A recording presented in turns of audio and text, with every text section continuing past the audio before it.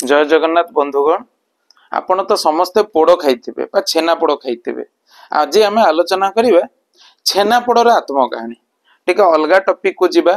प्राय प्रत्येक वीडियो रे आम हिंदू धर्म सनातन धर्म बा धर्म संबंध रे आलोचना करूछु। आज रे वीडियो रे आम छेनापोड़ विषय रे आलोचना करिबा। छेनापोड़टा कोठू आसिला? छेनापोड़र उत्पत्ति स्थल होची नयागढ़ बा सेठु ही छेनापोड़ को लोक चिन्हिले। सेठी कौन है जड़े आमर जलिखिया दोकानी थिले। से जलिखिया दोकानी थरे कौन है राति रे छेना किछि गोटे चुली पर बसई दे छेना किछि बळीची ताको बसई देकी ना पळैचंती। से आ जानि नांती चुली बंद कला परे ता धरे टिके रड नियाटा रही जाई। चुली जलिबा बंद हे गला रड निया टिके थाए तो से पळैचंती। सकाळ उठिला बेलको छेना पड़ी जाईची देखिला बेलको से ताको आनी पार्टी रे टेस्ट करचंती। आ पार्टी रे टेस्ट कला बेले तांको गोटे बढ़िया स्वादर अनुभूति होती।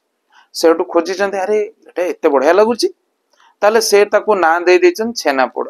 आउ से जिनस से ही आरंभ करथिले।